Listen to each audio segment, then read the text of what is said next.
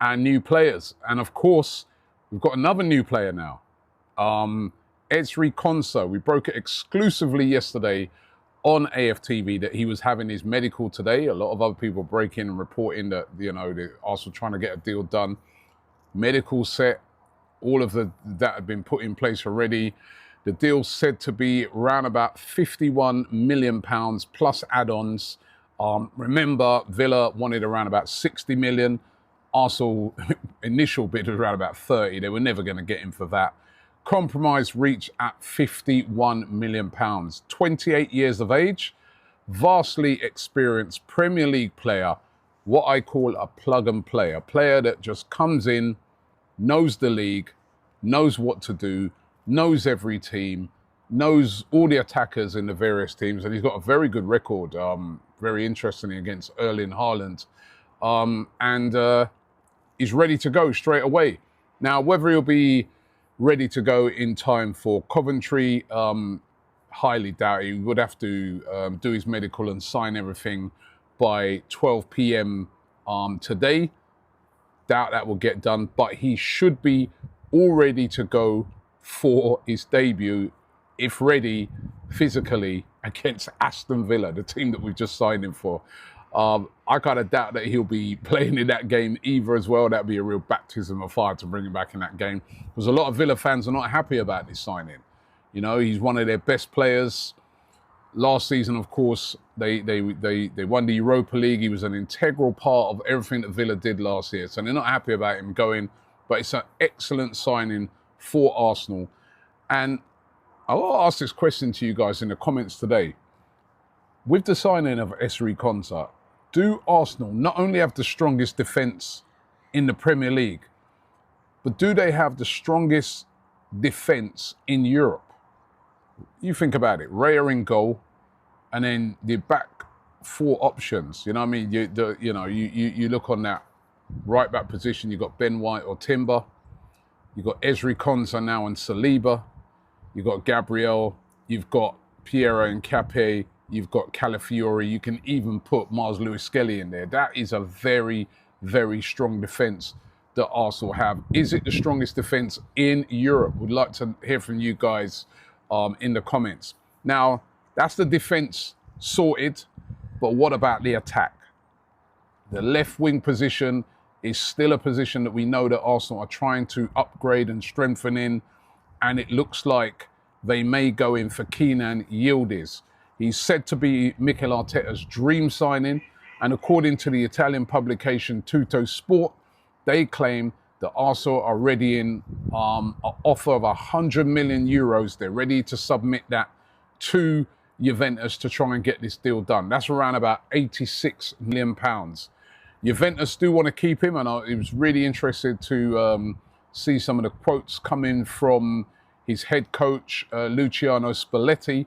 I've got the quotes here. He said, Arsenal are a big club with ambitions, so attention to Yildiz is understandable, but he's a Juventus player and we focus on the season ahead. He went on to say, if something happens, the club will decide. For now, Kenan must stay focused, work hard and show his quality. We're happy to have him. Some interesting words in that, where he says, if something happens, the club will decide. I mean, he didn't really have to say that. He could have just said, absolutely no chance, we're not selling him, forget it. But if there's something happens, the club will decide. Obviously, that means if some sort of crazy bid comes in that they can't refuse, then the club's going to decide on what happens with him. How high will Arsenal go to try and get Kenan Yildiz? Because it's going to be very, very difficult to do. They love him at Juventus. They're building a team around him. But money talks sometimes. And if Arsenal going with some sort of crazy bid, could they get a deal for this done? This one's going to be interesting to watch between now and the end of the summer transfer window. What about Julian Alvarez? Very interesting yesterday. Atletico. Now, this report has reared its head again in the last 12 hours or so, and that is that Arsenal have made a strong comeback in the race to sign Yildiz. The Gunners are expected to submit an official offer worth 100 million euros. Now, let's be very frank and let's be very honest. Juve have said for the large proportion of this summer window that they will not sell Yildiz. They will not back down on their stance that he is not for sale. And they have been very forthright and very consistent with this. But as we move into almost the last week now, there's 10, 11 days remaining of the summer transfer window. The Premier League starts tomorrow. I think some people are almost forgetting that. The Premier League starts tomorrow. Teams are now going to start to really throw their money around, throw their weight around, and look to get deals done.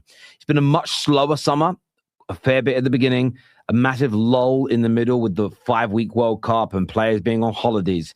We are now starting to see a very quick acceleration at this point. Yesterday, Konsa to Arsenal, Man United advancing on Belieber, Savinho and Omar Mamouche, to name just a few, and there's many, many more.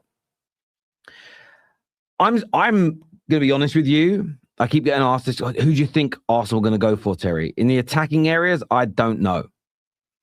And I think that if you're a skeptic, if you're cynical, if you're negative, if you're a consistent pessimist, if you're an Arsenal fan who hates their own club, you're going to predict it being Rashford on loan final day of the season. You could be right, but you're just going to throw a lot of mud at the wall and hope it sticks.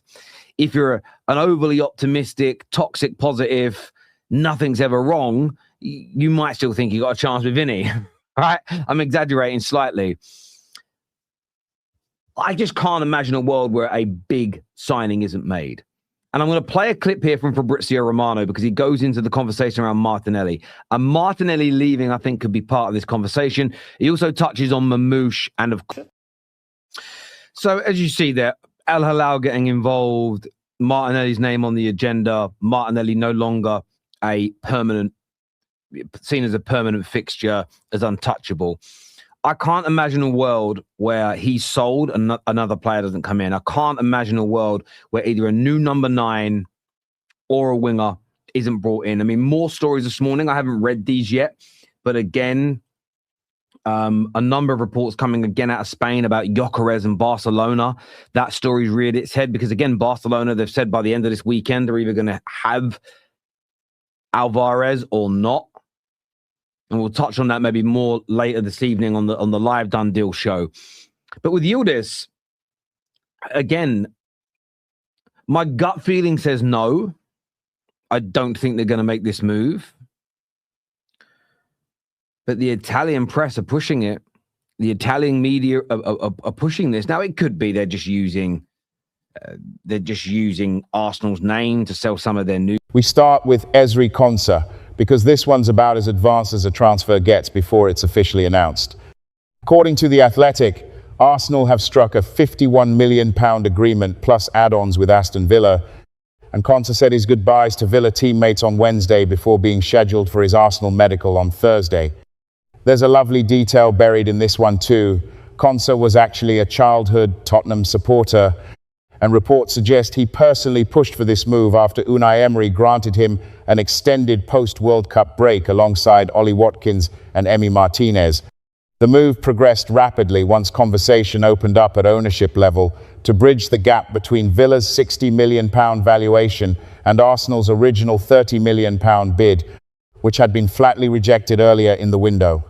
Timing-wise, Arsenal are expected to miss Thursday's midday registration cutoff, so Konsa won't be involved for Friday's season opener against Coventry.